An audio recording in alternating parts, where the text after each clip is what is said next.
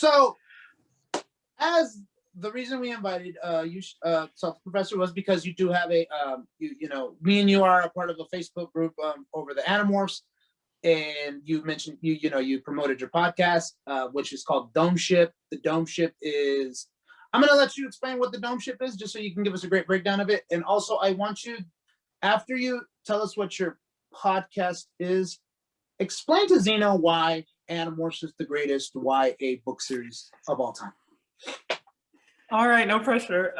Okay, so the Domeship is an actual object in the series. It's a type of spaceship that it's shaped like a big glass dome, and inside of it is this like beautiful garden with like babbling brooks and trees and things. And it's because the creatures that fly this Domeship really need like meadows and grass to run on and stuff. And so the reason why I chose that ship for the name of my podcast is because I love what it represents of like, the idea that you can be really far from home, you can be in war, you can be, just kind of in the abyss of space, but still you have this little piece of what you love to come back to. Like there's this kind of shelter in all the madness of like, some little piece of, of home. And I think that in my podcast, when it's finally brought up what dome ships are, I bring this up that like, this is something that these books were to me as a kid, that books in general were to me as kind of like this thing I can carry around to kind of go back to when things were stressful. I had a lot of stressors, in my life growing up. And also I lost my train of thought. Oh yes, also that, I hope that my podcast becomes that for people, that they have this new way of experiencing the story and kind of maybe pausing and having some peace in their day when a new episode comes up. And like, not that the book is entirely peaceful, but that it's still like an escape that I hope others can enjoy as much as I do. And then explain to Zino why it's the greatest of all time. Yes. So Animorphs is actually a very remarkable series because of the fact that this is something that in general I love about Applegate, is that, these books are for, it's a young adult series, but she doesn't shy away from really heavy themes. She's an example of someone who actually expects a lot from child audiences, which I think is not universal. The idea that, kids are going through things and they can handle more than, what a lot of adults want to believe. And so having that sort of respect given to you as a kid, as a reader is really important, but also, just the scope, the way she's able to tell this story in these little bite-sized pieces, but it becomes so epic. If you're a Marvel fan, like this is like Marvel on steroids when it comes to like, the different levels of storytelling. We get kind of like the main group of kids, and we get, all of this backstory with these alien races and how they got involved. And then eventually there's this even more kind of like cosmic level of this whole storytelling that is just wild. And you're like, to the point where trying to explain it all, like you have to go chronologically to even like get the whole picture. And it's quite a big picture, and it's really intricate, and it's really well done. And I think and there's no downside. Like it's definitely get into it. If you like epic stories, like you're seriously missing out. It only goes uphill from here. You mentioned Applegate. From context, I can tell that's the author. What's the full name of the? Her name is Catherine Applegate, but in the beginning, the Animorphs books, her name, it was written as K.A. Applegate, I think, as an attempt to kind of hide the fact that she was a woman, which is something that even, Rowling did later, because, you know, J.K. especially when it Rowling. comes to genre fiction, and it's not romance, you know, women are often less respected. So, Well, and it's crazy because also, her husband, Michael Grant, who's also an author, actually they basically said that they were co-authors. But I think it was probably more Catherine's, I guess, more her idea. And then, but Michael helped. But yeah, so that's what Kay Applegate. Kay Applegate is Catherine Applegate. Okay. That is true. She said that Michael Grant, they co-wrote, but he's never been listed on the cover. So it's really, that part is only in the thank you. Remember, she says yes, for Michael. Yeah, basically because he helped. But yeah, no, Zino, seriously, I have the books. I might just bring you what's it called? Yeah, I'll try. But just to know how important these books are to me, I'm probably going to tell you that I need a retainer fee. So your PS5 or whatever, something does. So that's already a negative.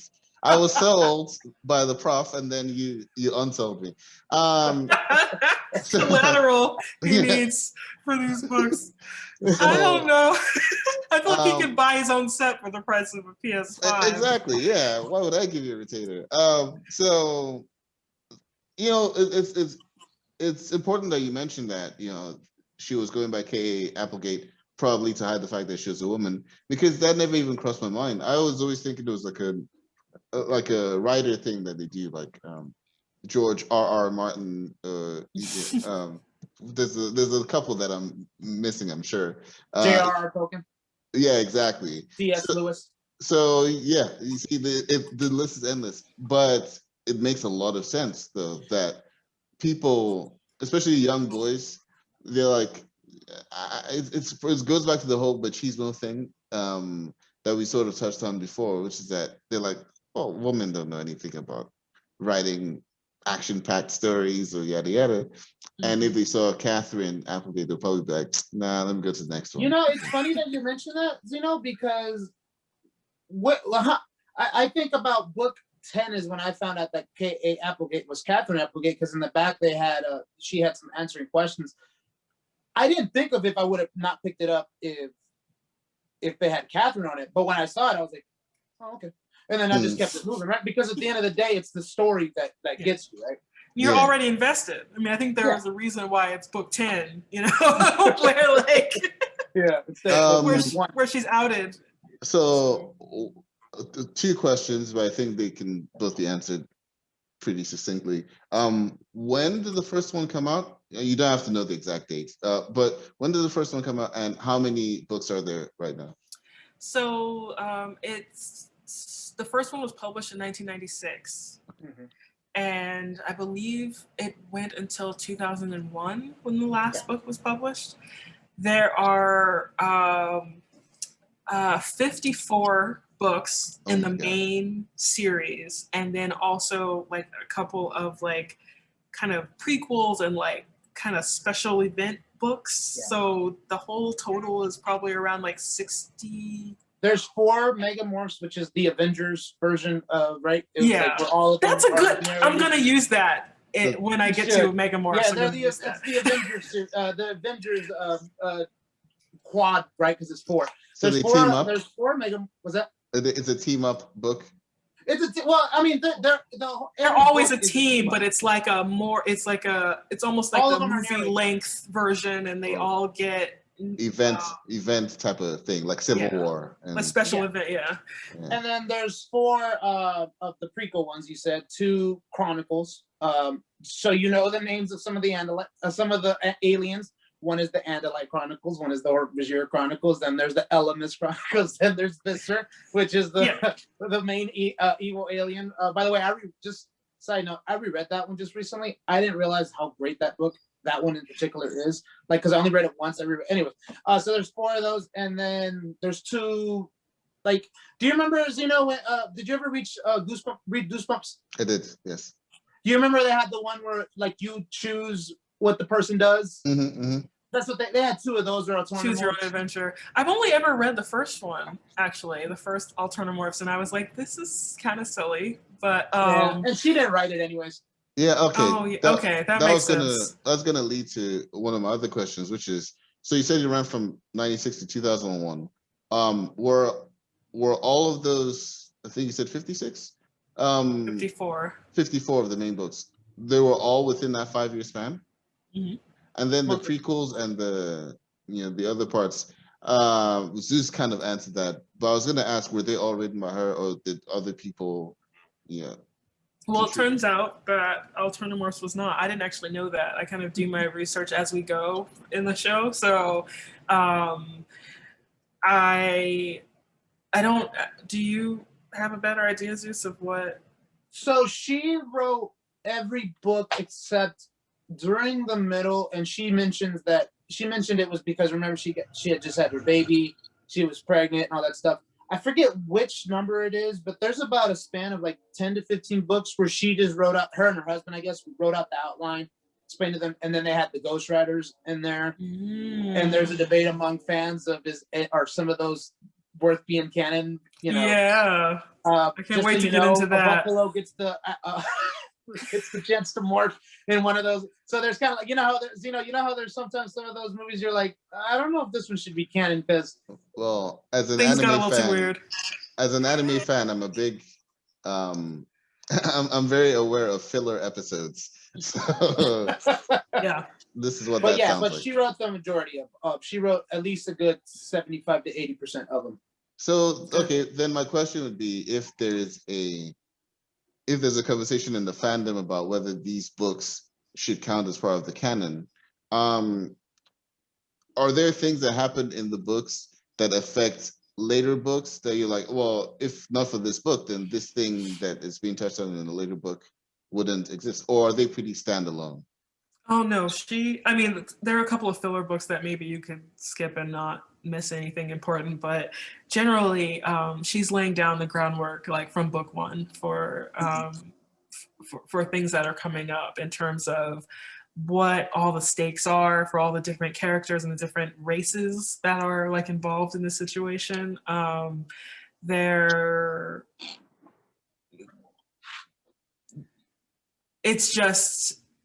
It's very, overall, it's very well done in terms of like things paying off, as you go. So it doesn't feel like, oh, they just had no idea. They were just winging it, like, the whole time. It's actually, it's considering how expansive it is, like it's kept together pretty well. So there are some unanswered questions that, some things like, there was one question that I raised in the group about, it was like there should have been some ramifications because of some action that was done, but there isn't. But overall, it doesn't affect the entire. It doesn't have a huge effect on the series itself. So, like you said, it is, honestly, that's the reason why I love it so much. It's because even reading it as an adult, you don't really feel like you're reading a what. So I'm reading the Maze Runner series right now, and I read the first one, I liked it, and then I read the next ones, and then I was like, I'm gonna finish it because I'm gonna finish what I started, but this really is a YA novel. You know what I mean? These are the YA series. You don't feel that with the Animorphs. One thing that I want to ask, because I do want to talk about the podcast, is what made you come up with the idea of doing this podcast? Because I didn't realize until last year that there are so many Animorph podcasts. Yours does stand out, though. I'll be honest with you. But there are so many podcasts, and which is, of course, is just that's a further proof of the impact that the series had. Because this publication stopped in 2001, and I only can buy books at secondhand versus some of the reprints that they did to like the first 6 books or whatever. Sorry, you said it ended in 2001. Does that include all the prequels and stuff that you were talking about? Everything ended in 2001. Okay. Yeah, and then after a while they ceased publication, and so a lot of like the later books are like I think some people have said they found them listed at $300, like for like the very last book, just because it's it's out of publication. But when that just shows the impact of this book series, right? There's still, if you look Animorphs in Apple Store, you will find a lot of different Animorph podcasts, right? And some of them are new, as we have the Salty Professor talking about her new podcast, the Domeship. What made you come up with the idea of creating this podcast? And then secondly, how important is it for you to be able to speak on from a lens as being Black yourself? And I'm assuming probably queer will also be thrown in there too, because of some people have drawn correlations between one of the characters and being transgender. Just in case, Zino, there's a character named Tobias who he gets trapped inside a morph. And a lot of people have said that that's a big metaphor to possibly being transgender. But being a Black queer feminist, that lens, because in your very first episode, you showed the difference between a white character talking to a cop and a Black character talking to a cop, and it was very subtle. But I never had seen it until you pointed it out, and it actually made it threw that into a different context. And so, Zeno, what she said was, when the narrator is talking about one of the white characters speaking to a cop, she says she uses her responsible voice. When it's a Black character, she uses her humble voice. And that little difference, when you explained that, Salty Professor, that really blew my mind. So is there an importance there with your identity of being able to give that lens to some readers? So in terms of why I started the podcast, I had really wanted to get into podcasting for a while, and I couldn't figure out, settle on what I wanted to do. And one of the podcasts that I follow that I absolutely love, I think it's just brilliantly done, is this podcast called Buffering the Vampire Slayer.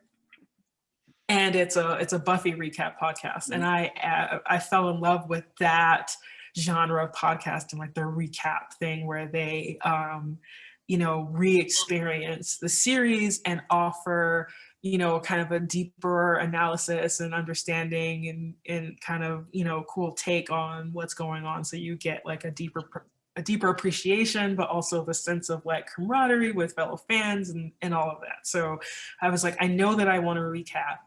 And I think in, dealing with the pandemic and lots of upheaval, I've been doing a lot of rereading of things, kind of going back to early kind of comfort books.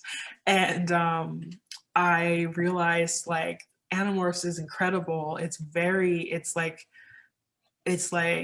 of the first places I go when I really want to escape in a nostalgia thing. And there's a lot of material, right? Is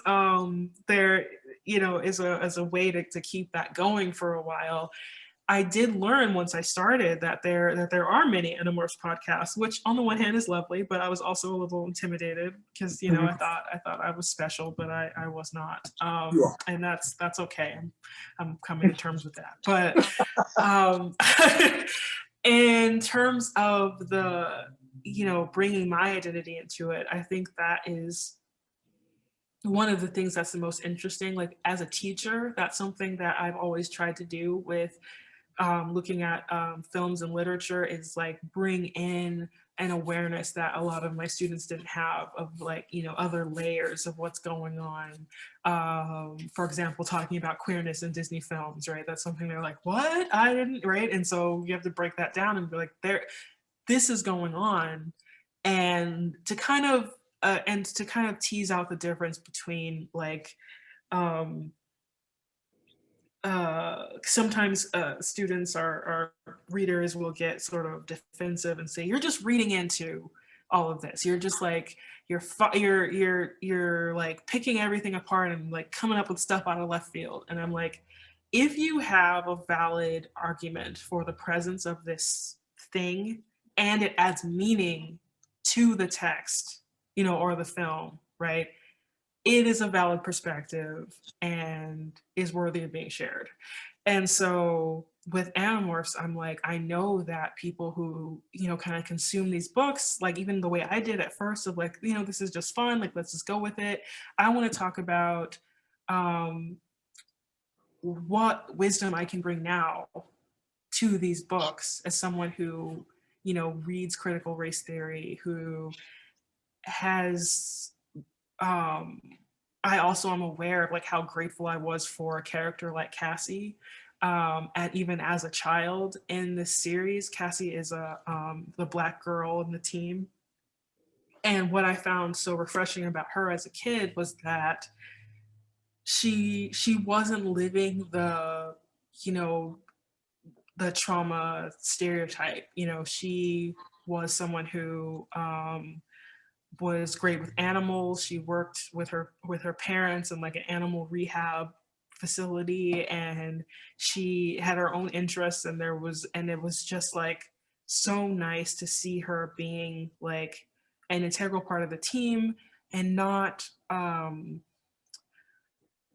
portrayed in this way that felt kind of oppressively racialized. But also learning now, rereading it as an adult, that race does greatly affect Cassie's experience. And like with that situation with the cops, where there's this double layer of like the cop being actually secretly an evil alien, but also being a racist police officer, and like, you know, and I'm like, this is something that I really want to bring out, because I love that it's here. I love that the difference in that description is there, because I felt like it really, like, I was really impressed with the fact that even in this book, even in this like really light touch, it can explain the layers of what Cassie has to deal with when she's interacting with these people versus the rest of her friends. And there's other moments in the series where, you know, privilege is brought up in these really subtle ways, that I am like, this is really, I think, elegantly done. And I want to draw that out so that readers who enjoy the series can see even how much better it really is. Yeah, because you again, something that I didn't think about when I read the book, but until you mentioned it, where how Marco, Marco is, he's half Hispanic because his dad is white and his mom was Mexican. I, being a funny, smart ass Latino growing up in the 90s, I view him as fully Hispanic. You know, that's just the way I viewed him, and I identify. But I didn't think about the fact that he was quiet during that time. He was, because he also does talk about his olive skin, right? So he was quiet when the cop came out. And you just kind of think of, one, it made me realize how real woke Catherine Applegate was way back then. Because she also has mentioned that if she had released it now, it'd be a little bit different. I believe I think they said one of them would have been definitely bisexual. One of them would have been, there would have been LGBTQ included in there. But yeah, just doing that just really did give me just some incredible insight on how that, and that's why I would stress that your particular podcast is very important in regards to reading this series, because that is an important thing for minorities to be able to have somebody that says, not only do you teach us, not only do you show, hey, this is what we see too, right? It's subtle, because like when you were talking about how, hey, if you can look into it and there's context. Basically, it's Michael Grant said this. Anything, or at least it's been attributed to him, that anything the reader interprets is canon because you interpret it, right? Mm-hmm. You can look at it because you're looking at it through your lens, so it is canon. So I thought that, again, I really do think your podcast is really unique in that sense. You do bring a very unique perspective versus others. There's different perspectives. You can bring perspectives on everything. So I haven't listened to it, but there's a leftist podcast for Animorphs. Like, really, yeah, I'll give you the name and we'll even put it in the description. But they're like that, they're looking at it through a leftist politics perspective, which is crazy, you know. So it really is. It's an incredible podcast. I really did enjoy the first episode. I can't wait to knock out the rest of them. Zino, do you have any other questions, bro? I do. We're obviously gonna plug the podcast and ask you how people can follow you. But before we get to that, I was still stuck in the fact that this thing ended in 2001. What is the, as far as you know, the genesis of this almost resurgence of the book series, right? Because it's been 20 years since it ended, yet it seems like there's like a whole Facebook group about it, a bunch of people doing podcasts about it. Sorry, Don't what was count the that? years. Huh? So don't count the years. It's so depressing. All right, sorry, it's been a while. So it seems like there's a resurgence and a Facebook group about it and all that stuff. What do you attribute to that? um, um, I think on one hand, my first answer would be that there's been talk for the past couple years of a film being in the works for the series, and I think that generated some more interest because people were like, wait, I remember that, let's, and it kind of sparked people's memories, and also like maybe, this will catch on and they can help, gather a bigger audience if this film franchise actually does kick off. And I think also too, it turns out millennials really can't get enough of the 90s, and like kind of returning to things that we found comfort in as kids. And so I think there are a number of things like that, like, Animorphs and Goosebumps and Nickelodeon and, that are kind of having these sort of renaissance, moments. The best of times. Yes. so I think it's a combination of those things. Okay. And Zeus, any more before we wrap up? Well, I mean, I was going to add on to your question about why there's a resurgence. Actually, I would actually say that it's always had a cult following even after it ended. Because I think Animorphs itself was the third highest grossing YA series. I believe Harry Potter and Goosebumps are the only ones that sold more. Yeah, but it never really went away because honestly, back before Facebook, how forums was the big thing. There was one called Richard's Animorphs forum. Did by any chance, Salty Professor, were you on that one? No, it's not. Okay, so it was a forum where we would just talk about Animorphs. So I don't think I've ever won it, but honestly, I think the biggest thing is it caught the imagination of our generation. It spoke to a lot of us because it did talk about struggles. And as a kid, you have struggles, even if it's minuscule.